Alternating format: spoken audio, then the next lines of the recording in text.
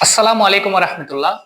উদয়ন শিক্ষালয় কর্তৃক পরিচালিত এবং ওয়েবসাইট মিডিয়া কর্তৃক আয়োজিত আমাদের নবম দশম শ্রেণীর যে একটি অনলাইন প্রোগ্রাম আমরা চালু করেছি, সেটির আজকে আমি বিজ্ঞানের 3 নম্বর ক্লাসটা নিব। প্রথম অধ্যায়, সাধারণ বিজ্ঞানের প্রথম অধ্যায় নবম দশম শ্রেণীর, সেটি হচ্ছে উন্নতর জীবনধারা। এই অধ্যায়টা মোটামুটি তুলনামূলক অনেক সহজ। গত যে দুইটা ক্লাস আমি নিয়েছিলাম, একটা হচ্ছে পঞ্চম অধ্যায় দেখতে হলে আলো চাই, ওইটা, এবং আরেকটা ছিল হৃৎপিণ্ডের যে অধ্যায়টা রক্ত নিয়ে, তৃতীয় অধ্যায়। এই দুইটা অধ্যায় থেকে এটা তুলনামূলক সহজ। যাই হোক, এখানে কয়েকটা কি পয়েন্টস আমরা জানলে অধ্যায় থেকে সৃজনশীল আসলে বা এমসিকিউ আসলে আমরা এটা পারবো।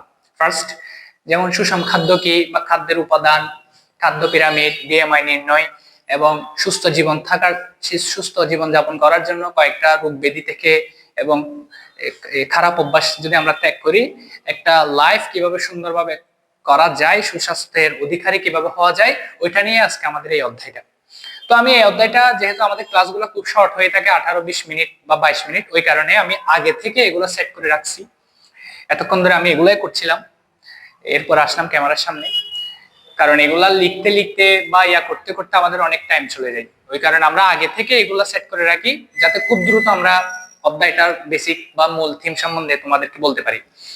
দেখো, খাদ্য বা সুষম খাদ্য, এগুলো আমরা একদম ছোট থেকে পড়ে আসতেছি, একদম 4, 5, 6 থেকে। খাদ্য কি? আমরা যে সকল খাবার খেয়ে থাকি এবং সেখান থেকে আমরা পুষ্টিগত বা আমাদের বিভিন্ন উপাদান পেয়ে থাকি, সেগুলো হচ্ছে খাদ্য। এখন এই খাদ্যের উপাদান টোটাল 6টা, যেটাকে প্রধান বিভাগে ভাগ করা হয়েছে। একটা হচ্ছে মুখ্য আর একটা হচ্ছে সহায়ক। মুখ্য বলতে যে সকল খাদ্য আমাদের একদম অতীব জরুরি, যেগুলো আমাদের দেহে তাপ, শক্তি এবং রোগ প্রতিরোধ ক্ষমতা দেয়, এই বিষয়গুলো হচ্ছে যে আমাদের মুখ্য খাদ্য। অর্থাৎ যেগুলো আমাদের দেহ গঠনে সহায়তা করে, আমাদের দেহের ক্ষয় পূরণ করে, দেহের বৃদ্ধি করায়, কোষ বিভাজনে সহায়তা করে। তাছাড়া আমাদের যে রোগ প্রতিরোধ ক্ষমতা, আমাদের দেহের রোগ প্রতিরোধ ক্ষমতার বৃদ্ধির যে প্রসেস, এই সব কিছু কিন্তু এই আমরা খাদ্য থেকে পেয়ে থাকি। এখন কথা হচ্ছে, এই মুখ্য বলতে এই শর্করা, আমিষ এবং স্নেহ, এই 3 উপাদানকে বলা হয়েছে। আর সহায়ক বলতে ভিটামিন, খনিজ লবণ এবং পানিকে বলা হয়েছে। টোটাল খাদ্যের উপাদান কয়টি? 6টি। শর্করা, আমিষ, স্নেহ। শর্করা হচ্ছে তোমার কার্বোহাইড্রেট, অর্থাৎ কার্বন, হাইড্রোজেন এবং অক্সিজেন, এই 3টা মৌল নিয়ে গঠিত হচ্ছে এই শর্করা খাদ্য উপাদানটি। আর এরপর আমিষ হচ্ছে সেম কার্বন, হাইড্রোজেন, অক্সিজেন এবং নাইট্রোজেন, এই 4টি উপাদান নিয়ে এই আমিষ খাদ্য উপাদানটি গঠিত। এরপর রয়েছে স্নেহ বা চর্বি, যেটাকে আমরা লিপিড বলি, আমিষ যেটাকে আমরা ইংরেজিতে প্রোটিন বলে থাকি, শর্করাকে আমরা কার্বোহাইড্রেট বলে থাকি। এখন এগুলো আসলে খাদ্য উপাদানগুলো আমরা কোন ধরনের খাবার থেকে পেয়ে থাকি? শর্করা। শর্করা আমরা সাধারণত যে খাবারগুলো খেলে আমাদের দেহ শক্তি পাই, এনার্জি পাই, কাজ করার ক্ষমতা পাই। একজন পুরুষের ডেইলি আনুমানিক 2500 কিলো ক্যালোরি শক্তি প্রয়োজন, আর একজন নারীর দৈনিক আনুমানিক প্রায় 2000 কিলো ক্যালোরি শক্তির প্রয়োজন। এই যে এনার্জি গুলা, এগুলো আমরা এই খাদ্যের উপাদানগুলো থেকে পেয়ে থাকি। যেমন এই যে শর্করা উপাদানটা আমরা কোন জাতীয় খাবার থেকে পেয়ে থাকি? যেগুলা খেলে আমরা এনার্জি পাই, শক্তি পাই, যেমন ভাত, চাল, ডাল, যেগুলাকে আমরা বাঙালিরা প্রধান খাদ্য হিসেবে বা বিভিন্ন দেশের মানুষরা প্রধান খাদ্য হিসেবে খেয়ে থাকে। যেমন আফগানিস্তানরা বা মিডল ইস্টের কান্ট্রি গুলা, ওরা কিন্তু রুটি, গম এগুলা খেয়ে থাকে, আর আমরা ভাত খেয়ে থাকি। এই যে যেগুলা খেলে আমাদের পেট ভরতেছে, খিদা নিবারণ হচ্ছে, এগুলাই মূল খাদ্য বা প্রধান খাদ্য, বা এই খাদ্যগুলো থেকে আমরা শর্করা জাতীয় উপাদানটা পেয়ে থাকি। ধান, গম, ভুট্টা, শস্য দানা জাতীয়, আঙ্গুর, খেজুর, ইটিসি। এরপর মানে আরো অনেক। এরপর হচ্ছে গরু, ছাগল জাতীয় প্রাণীর দুধে বা পাখি জাতীয় প্রাণীর যকৃতের মাংসে, এগুলাতেও কিন্তু শর্করা জাতীয় উপাদানগুলা থাকে। তোমাদের বইয়ে কিন্তু শর্করার এটার একটা লিস্ট আছে, আমি এগুলো স্ক্রিনে হালকা হালকা করে দিয়ে দিচ্ছি।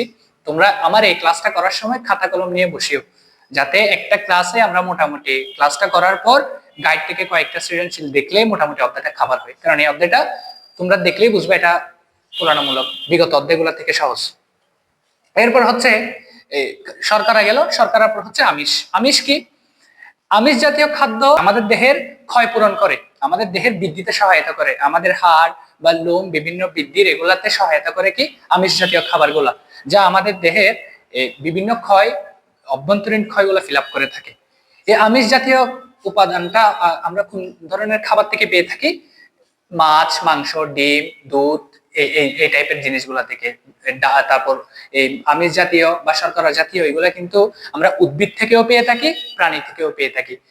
উদ্ভিজ্জ আমিষ হচ্ছে মাছ, মাংস, ডিম, এগুলা, যেগুলো আমরা দুঃখিত প্রাণীজ উপাদানগুলো আমরা পেয়ে থাকি মাছ, মাংস, ডিম, দুধ এগুলা থেকে। আর উদ্ভিজ্জ আমিষ পেয়ে থাকি ডাল, শিমের বিচি, বাদাম, মটরশুঁটি। অর্থাৎ যে সকল আমিষ উদ্ভিদ থেকে পাই সেগুলো হচ্ছে উদ্ভিজ্জ আমিষ। যে সকল আমিষ আমরা খাদ্য থেকে প্রাণী থেকে পাই সেগুলো হচ্ছে প্রাণীজ আমিষ। আর স্নেহ স্নেহ বা চর্বি জাতীয় উপাদানগুলো আমরা পেয়ে থাকি চর্বি সহ মাংস বা মাখন, ঘি, পনির, ডিমের কুসুম এগুলা থেকে। আর উদ্ভিজ পেয়ে থাকি সরিষা, সয়াবিন, তৈল জাতীয় জিনিস, যেগুলো আমরা উদ্ভিদ থেকে পেয়ে থাকি। তাইলে আমরা বুঝলাম কি শর্করা হোক, আমিষ হোক, স্নেহ হোক, এগুলো আমরা উদ্ভিদ থেকেও পেয়ে থাকি, প্রাণী থেকেও পেয়ে থাকি। যেগুলো আমরা প্রাণী থেকে পাই সেগুলো হচ্ছে প্রাণীজ আমিষ বা প্রাণীজ শর্করা বা প্রাণীজ স্নেহ। আর যেগুলো আমরা উদ্ভিদ থেকে পেয়ে থাকি সেগুলো হচ্ছে উদ্ভিদ থেকে পেয়ে থাকি সেগুলো হচ্ছে উদ্ভিজ শর্করা, উদ্ভিজ আমিষ এবং উদ্ভিজ স্নেহ। এরপরে আমরা সহায়ক আরো তিনটা বললাম না, খনিজ লবণ, পানি বা ভিটামিন, এগুলা তো সহায়ক বললেও এগুলা ছাড়া কিন্তু খাদ্যের উপাদানটা অসম্পূর্ণ। এই 6টা উপাদান যে সকল খাদ্যে থাকে তাদেরকে সুষম খাদ্য বলে। এখন ভিটামিনটাও কিন্তু খুবই গুরুত্বপূর্ণ, কারণ ভিটামিন আমাদের দেহের রোগ প্রতিরোধ ক্ষমতা বাড়ায়, আমাদের দেহে অনেক ধরনের অপূর্ণতা পূর্ণ করে দেয় ভিটামিন। লেবু, তারপর আরো আঙ্গুর, ফল, এই টাইপের জিনিসগুলো থেকে এগুলো আমাদের শরীরে, ফলমূল, শাক সবজি, আম, জাম, কাঁঠাল, লিচু, এই ধরনের উদ্ভিজ উপাদানগুলো থেকে আমরা বিভিন্ন ধরনের ভিটামিন পেয়ে থাকি। কিছু ভিটামিন চর্বিতে দ্রবণীয়, কিছু ভিটামিন পানিতে দ্রবণীয়। যে সকল ভিটামিন চর্বিতে দ্রবণীয় সেগুলো হচ্ছে vitamin A, vitamin D, vitamin E, vitamin K. ADEK একসাথে মুখস্থ রাখার জন্য, চর্বিতে আডেক মানে চর্বিতে এ, ডি, ই, কে, এই ভিটামিন গুলা দ্রবীভূত হয়। আর পানিতে বিসি, ভিটামিন বি কমপ্লেক্স এবং ভিটামিন সি পানিতে দ্রবীভূত হয়। এরপর আসি, এই যে এটা আমি 6টা উপাদান থেকে 4টা উপাদান আলাদা করলাম, এটা আসলে একটা পিরামিড। পিরামিড মানে মিশরে যেরকম পিরামিড থাকে এরকম পুষ্টিবিদরা খাদ্যের একটা পিরামিড রেডি করেছে। আমরা কি ধরনের খাবার কতটুকু খাবো এবং কিভাবে খেলে আমাদের শরীরটা উচ্চতার সাথে আমাদের দেহের ওজনের একটা ব্যালেন্স থাকবে। এই যে উচ্চতার সাথে দেহের ব্যালেন্সটা হচ্ছে না, এগুলোর উপর ডিপেন্ড করে বডি মাস ইন্ডেক্স অথবা দেহের ভরসূচি, যেটাকে আমরা সংক্ষেপে বিএমআই, একটা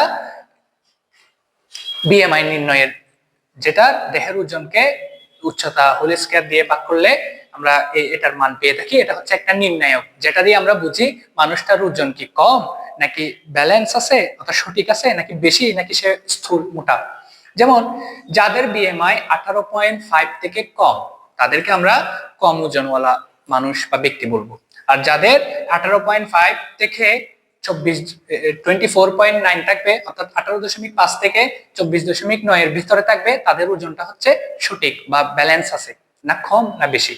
আর যাদের 24.9 থেকে 29.9 এর মধ্যে থাকবে তারা হচ্ছে যে বেশি ওজনের অধিকারী মানুষ।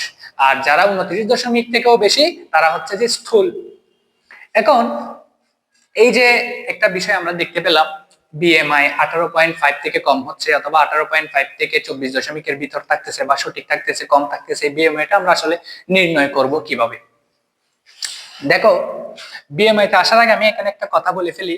তোমরা এগুলা কিন্তু রিডিং পড়লেও বুঝবা, তোমাদের বইয়ে আছে। সেগুলো হচ্ছে কোন ধরনের খাবারে শর্করা থাকে, কোন ধরনের খাবারে ভিটামিন থাকে, কোন ধরনের খাবারে আমিষ থাকে, কোন ধরনের খাবারে স্নেহ থাকে, এগুলো একটু দেখে নিবা। কোনটার অভাবে কি হয়, কোন ভিটামিনের অভাবে কোন রোগ হয়ে থাকে, কোন ভিটামিন কোন রোগকে ফিল আপ করে দেয়, এগুলো একটু দেখবা। এগুলো হালকা করে দেখলে হয়ে যাবে। আর একটা জিনিস মনে রাখবা, স্নেহের অভাবে আমাদের দেহের চর্মরোগ বা একজিমা, দাউদ বা ত্বক খসখসে হয়ে যাওয়া, এই সমস্যাগুলো হয়ে থাকে। স্পেশালি দেহের যে সৌন্দর্যটা এটা কিন্তু স্নেহের অভাবে কমে যায়। ওকে। আর স্নেহ আমাদের দেহে কি করে, আমাদের দেহে শক্তি, তাপ এগুলো উৎপন্ন করে কিন্তু স্নেহ বা চর্বি জাতীয় খাবার। আর আমিষ, আমিষ হচ্ছে আমাদের দেহের গঠনের, আমিষের অভাবে আমাদের দেহের গঠন বাধাপ্রাপ্ত হয়, দেহের হাড় বা পেশি বা লোম সঠিক বৃদ্ধি হয় না যদি আমিষের অভাব থাকে। আর আমিষ ফিল আপ থাকলে আমাদের দেহের গ্রোথ বা গঠন পারফেক্ট থাকে। আর ভিটামিনের অভাবে তো অনেক প্রবলেম, ভিটামিন একটা না, ভিটামিন অনেক, A D E K B C এই ধরনের সবগুলা ভিটামিন কোনটার অভাবে কি হয়, এটা একটু কষ্ট হলে এটা একটু মুখস্থ করে ফেলবা, এটা কিন্তু সারা জীবন কাজে দিবে। ওকে। আর শর্করা জাতীয় খাবার আমাদের দেহে শক্তি দেয়, এটার অভাবে অনেক সময় বহুমূত্র বা ডায়াবেটিস রোগটা হয়ে থাকে। আর এটার বেশি, প্রয়োজনের থেকে বেশি যদি আমরা এই শর্করা জাতীয় খাবার খেয়ে থাকি তাহলে আমাদের দেহের মেদ বা স্থূলতা বৃদ্ধি পায়, এটা একটু দেখে নিও। ওকে। আমরা আজকের ক্লাসটা বেশিক্ষণ নিব না, খুব ছোট হবে, খুব সংক্ষেপ। আমরা একটু করে বিএমআই চলে আসি। বিএমআই নির্ণয় করার সহজ সূত্র হচ্ছে কি, ওজন, দেহের ওজনকে দেহের উচ্চতা দিয়ে ভাগ করে দিব। ওজনকে উচ্চতা স্কয়ার, উচ্চতাটা থাকবে মিটারে, যদি সেন্টিমিটারে থাকে তাহলে মিটারে নিয়ে আসতে হবে, যদি ইঞ্চিতে থাকে তাও মিটারে নিয়ে আসতে হবে। ওকে। এমনি সহজ, তোমাদের বইয়ে তো একদম ইজি, তোমাদের প্রায় সৃজনশীল আসে শুধু দেহের ওজনটা দেওয়া থাকে আর মিটারটা দেওয়া থাকে, কিন্তু একটু ডিফিকাল্ট করার জন্য অনেক সময় উচ্চতাটা ইঞ্চিতে দেওয়া থাকে বা ফুটে দেওয়া থাকে। সাধারণত আমাদের উচ্চতা কত, 5 ফুট 6 বা 5 ফুট 5 বা 5 ফুট 7 এরকম হয়ে থাকে। ওরা প্রশ্ন এটা দিয়ে দেয়, একজনের ওজন 5 ফুট 6 ইঞ্চি, একজনের উচ্চতা 5 ফুট 6 ইঞ্চি, আর এর ওজন হচ্ছে 55 কেজি, তাহলে ওর বিএমআই কত, একটু ডিফিকাল্ট করার জন্য। আর সাধারণত ডিরেক্ট মিটারে দেওয়া থাকে। তো আমরা ফার্স্টে একদম ইজিটা করি, এরপর যদি ইঞ্চিতে দেওয়া থাকে তাহলে কিভাবে করবো এটা বলবো। ফার্স্টে দেখো, এখানে বিএমআই নির্ণয় করতে বলছে, একজনের ওজন 80 কেজি এবং উচ্চতা 1.8 মিটার, তাহলে ওর বিএমআই কত, একদম ইজি, ওজনটাকে উচ্চতা দিয়ে ভাগ করে দিব। আসো, ওজন দেওয়া আছে কত, 80, আর উচ্চতা মিটারে যেহেতু দেওয়া আছে তাহলে আর ঝামেলা নেই, যদি ইঞ্চিতে দেওয়া থাকতো তাহলে মিটার আনতে হতো, ফুটে দেওয়া থাকলে মিটার আনতে হতো, সেন্টিমিটারে থাকলে মিটারে আনতে হতো। যেমন আমরা জীববিজ্ঞানে এই রিলেটেড একটা অধ্যায় আছে, সেটাতে আমরা বিএমআর যখন নির্ণয় করি, বিএমআর ছেলেদের বা মেয়েদেরটা যখন নির্ণয় করি তখন এটা ইঞ্চিতে করতে হয় আমাদের, বাট এখন বিএমআই এর ক্ষেত্রে মিটারে করতে হবে। একটা বিএমআই আর একটা বিএমআর, তোমাদের বিএমআরটা নাই, তোমরা বিএমআইটা দেখো। এই ওজনকে আমরা কি করব, উচ্চতা দিয়ে ভাগ করে ফেলবো। উচ্চতা কত, 1.8 মিটার, উচ্চতাটাকে কি হোল স্কয়ার করতে হবে। তাহলে দেখো 80, 108 কে যদি আমরা হোল স্কয়ার করি কত হয়, 1.8 কে আমরা হোল স্কয়ার করি 3.24, 3.24। এরপর 80 কে 3.24 দিয়ে ভাগ করো, 3.24 কত হয়, 24.69। আরো অনেক আছে, আমি দশমিকের পর 200 সংখ্যা নিছি। তাহলে এই একজনের ওজন 80 কেজি, উচ্চতা 1.8 মিটার, ওর বিএমআই কত, 24.69। তো আমরা দেখছি ওটা ঠিক আছে, প্রায় ঠিক আছে, ও সঠিক, ও ওজন কি ওর ঠিক আছে, ওর ওজনের সাথে উচ্চতা পারফেক্ট আছে।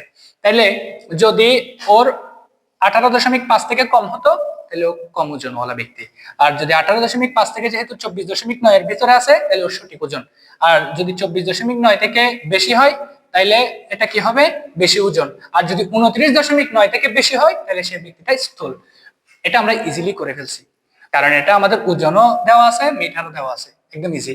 বাট যদি প্রশ্ন এরকম আসে, করিমের ওজন 50 কেজি আর ওর উচ্চতা হচ্ছে 5 ফুট 6 ইঞ্চি, এখন 5 ফুট 6 ইঞ্চি দেওয়া আছে, এটাকে আমাদের 5 ফুট 6 ইঞ্চি, এটাকে আমাদের কিসে আনতে হবে, মিটার আনতে হবে। মিটার আনার জন্য আমাদের প্রসেস কি, ফার্স্টে 50 কেজি, এটাকে তো কিছুই করতে হচ্ছে না, 50টা আমরা রেখে দিলাম। তাহলে এই যে 5 ফুট 6 ইঞ্চি, এটাকে আমাদের মিটার আনতে হবে না, তাহলে আমরা জানি 1 ফুট সমান 12 ইঞ্চি, পুরাটাকে আমরা ইঞ্চিতে নাই, ইঞ্চি থেকে আমরা মিটারে নিয়ে আসবো। দেখো 5 ফুট কত দেওয়া আছে, 5 ফুট 6 ইঞ্চি, আমরা জানি 1 ফুট সমান 12 ইঞ্চি, তার মানে 5 ফুট সমান 5 12 60 ইঞ্চি, 60 ইঞ্চির সাথে আমরা যদি 6 যোগ করি তাহলে কত হচ্ছে, 66 ইঞ্চি। তাহলে 66 ইঞ্চি, 66 ইঞ্চি ওর উচ্চতা। তো ইঞ্চিটাকে আমরা কিসে নিয়ে আসতে হবে, মিটারে নিয়ে আসতে হবে। মনে রাখবা, এক এক 1 ইঞ্চি সমান 0.0254 মিটার। তাহলে এই যে 66কে এটা দিয়ে গুণ করে দাও, কি করব, 66 গুণ 0.0254 মিটার, এটা দিয়ে করে ইঞ্চিটাকে আমি কিসে নিয়ে আসতেছি, মিটারে নিয়ে আসতেছি। তো আমি কত পাইছি, 66 ইঞ্চি সমান 1.67, মিটার। তাহলে আসো ইজিলি করে ফেললাম, 50 কে আমি 1.6764 হোল স্কয়ার দিয়ে ভাগ করলাম, করলে কত পাচ্ছি 14.912। ওকে, তাইলে এভাবে আমরা কিন্তু বিএমআইটা নির্ণয় করে ফেলতে পারবো।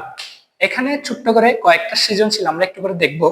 তার আগে আমি একটু করে সংক্ষেপে তোমাদেরকে সুস্থ জীবনের জন্য এখানে একটা রূপ দেওয়া আছে এবং কিছু খারাপ অভ্যাস পরিহার করার কথা বলা আছে যাতে আমাদের হার্টটা সুস্থ থাকে। আমি বলি, সেটা হচ্ছে আমাদের যে খারাপ কিছু অভ্যাস, যেমন তামাক, তারপর ধূমপান করা, মদ খাওয়া, বা আরো অস্বাস্থ্যকর পরিবেশে বড় হওয়া, ঘুম অনিয়মিত যাওয়া, ব্যায়াম না করা, এগুলা কিন্তু আমাদের শরীরকে তিলে তিলে মৃত্যুর দিকে ঠেলে দেয়। স্পেশালি ড্রাগ এডিকশনটা তোমাদের এখানে কিন্তু একদম স্পেশালি দেওয়া আছে। এগুলা থেকে বিরত থাকার জন্য বন্ধু এবং পরিবেশটা, তোমার চারপাশের মানুষগুলা যাতে তোমার পছন্দ মতো হলে হবে না, যাতে এগুলা তোমার ক্যারেক্টারের সাথে, তোমার সমাজের সাথে, তোমার আদার্স যে রিলেটিভস, তোমার পিতামাতার সাথে, সবার সাথে যায়। কারণ খারাপ সঙ্গ তোমাকে কিন্তু তামাক, নিকোটিন, ধূমপান এগুলোর দিকে আগ্রহী করে তোলে, আর ভালো সঙ্গ তোমাকে ভালো পথ, ভালো চরিত্রের অধিকারী বানিয়ে দেয়। এগুলা করলে তুমি এই যে ড্রাগ এডিকশন, এখানে কিন্তু সবগুলো একদম ডিটেলস দেওয়া আছে, একটু করে দেখে নিও। আর এখানে একটা রোগের কথা বলা আছে, সেটা হচ্ছে এইডস। এইডস এর ক্ষেত্রে এটা 1981 সালে ফার্স্ট সিলেক্ট হয়। দেখো এখানে এইডস এর যে প্রবলেমটা হয়ে থাকে, এটি হয় এইচআইভি ভাইরাস থেকে। আর আমাদের রক্তের মধ্যে কিছু উপাদান আছে যেগুলো আমাদের এই ধরনের রোগগুলা যখন প্রবেশ করতে চায়, তখন সেগুলো রোগ জীবাণুগুলাকে কি করে ভক্ষণ করে থাকে, অর্থাৎ ডিফেন্স করে থাকে। কিন্তু এইডসটা এমন একটা প্রবলেম, এমন একটা রোগ যে ও যখন শরীরে প্রবেশ করে তখন আমাদের যে ইমিউনিটি সিস্টেম ওইটাকে ফার্স্টে ও কি করে অ্যাটাক করে থাকে, যার কারণে আমাদের যে রোগ প্রতিরোধ ক্ষমতাটা ওইটা আস্তে আস্তে আস্তে আস্তে সে গ্রাস করে ফেলে এবং তিলে তিলে আমাদেরকে মৃত্যুর দিকে ঠেলে দেয় এইডস। সে কারণে আমাদের এই যে প্রবলেমগুলো, এগুলো থেকে সেরে থাকতে হবে। এখানে কিন্তু আমরা দুই একটা সৃজনশীল করলে আমরা বুঝতে পারবো এখানে কোন টাইপের প্রশ্নগুলো বেশি আসে। সাধারণত যে সৃজনশীল গুলো আসে সেগুলো হচ্ছে আমাদের বিভিন্ন খাদ্যের ইয়াদ দেওয়া থাকে, কোন খাদ্যতে কি উপাদান আছে না আছে, কি কোনটা থেকে আমরা কি পাই না পাই, কোনটার অভাবে কোন রোগ হয়, কোনটা খেলে কোন রোগ থেকে আমরা পরিত্রাণ পেতে পারি, এই টাইপের সৃজনশীল গুলো বেশি আসে। চলো আমরা দুই একটা দেখি।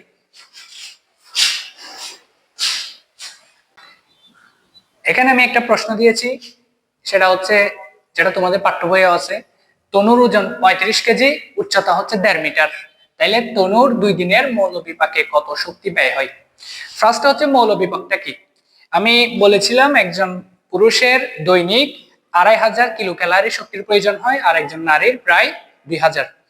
তো এটার পেছনে এটা হচ্ছে আমরা সারাদিন কত কাজই করে থাকি। আমরা ঘুমাচ্ছি, আমরা 24 ঘন্টায় ঘুমাচ্ছি, বিশ্রাম করতেছি, আবার খেলাধুলাও করতেছি, অনেক কষ্টের কাজও করতেছি।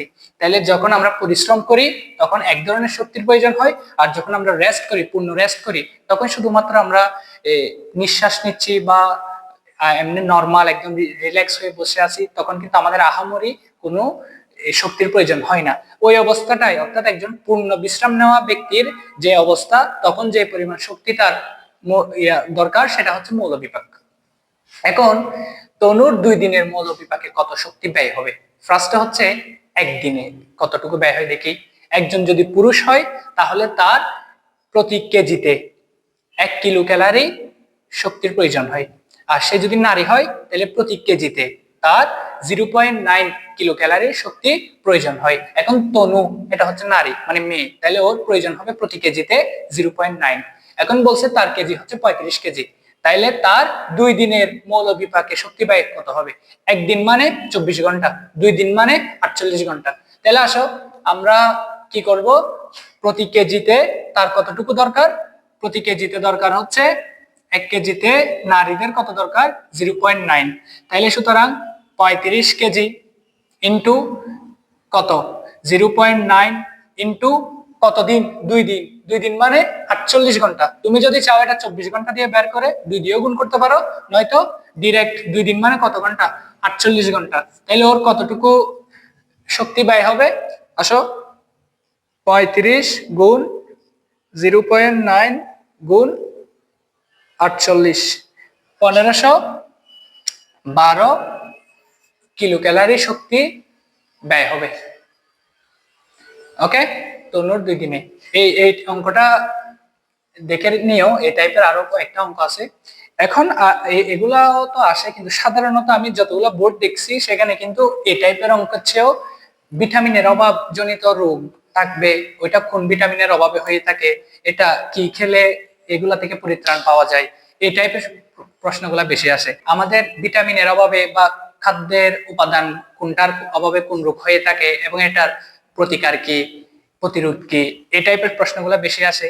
যেমন একটা আমি বললে তোমরা বুঝবা, রহিম এবং করিম 2 ভাই।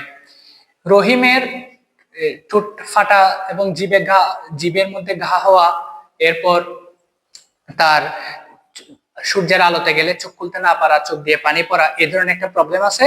আর করিমের হচ্ছে মারি দিয়ে রক্ত পড়ে। এই তাইলে যে দুইজনের দুইটা প্রবলেম। এখন বললো কি রহিমের কি করতে হবে, করিমের কি করতে হবে, বা রহিমের প্রবলেমটা কি কারণে হয়ে থাকে, করিমের প্রবলেমটা কি কারণে হয়ে থাকে। এখন এটা যদি তুমি দেখো, রহিমের প্রবলেমটা কি ছিল, জিভে ঘা হওয়া, ঠোঁট ফাটা বা চোখে সূর্যের আলোতে চোখ খুলতে না পারা, এগুলো হয়ে থাকে সাধারণত ভিটামিন বি 2 এর অভাবে। তাহলে এইটা থেকে বাঁচতে হলে ভিটামিন 2 সমৃদ্ধ খাবারগুলো খেতে হবে। আর ওর যে মারি দিয়ে রক্ত পড়া, এটা হয় ভিটামিন সি এর অভাবে। এই টাইপের প্রশ্নগুলো আসে। একজনের দেহের ক্ষয় বৃদ্ধি গঠনের সমস্যা হচ্ছে, তাহলে তার কোন ধরনের সমস্যা, তার আমিষ জাতীয় খাবারের সমস্যা, এইগুলা দেখতে হবে। একজন ডায়াবেটিস শর্করা জাতীয় প্রবলেমের কারণে এটা হয়ে থাকে, এইগুলা বেশি বেশি দেখবা। কোনটার অভাবে, কোন ভিটামিনের অভাবে কোন রোগ হচ্ছে, কোন খাদ্য উপাদানের অভাবে কোন রোগ হচ্ছে, এটা থেকে পরিত্রাণ কি, আর বিএমআই নির্ণয়। এই দুই একটা টপিক দেখলে অধ্যায় আর তেমন কিছু নাই। আর আমাদের পরিমিত ব্যায়াম করতে হবে এবং খারাপ অভ্যাসগুলো ত্যাগ করতে হবে। এভাবে করলে আমরা একটা সুস্থ জীবন পাবো, অর্থাৎ উন্নতর জীবন ধারায় আমরা চলতে পারবো। আজকের ক্লাসটা খুব সংক্ষেপ, কারণ এই অধ্যায়টা কিন্তু তোমরা একটু করে পড়লে, এই ক্লাসটা দেখার পর হালকা করে একটু পড়ে যদি বেশি বেশি বোর্ড কোয়েশ্চেন সলভ করো, এই অধ্যায়টা একদম ইজি হয়ে যাবে। ওকে, তাহলে আজকে এতটুকুই। ইনশাল্লাহ এরপরে ক্লাসে আমি দেখি বিজ্ঞানের 7ম অধ্যায়টা নিয়ে আসবো। আল্লাহ হাফেজ।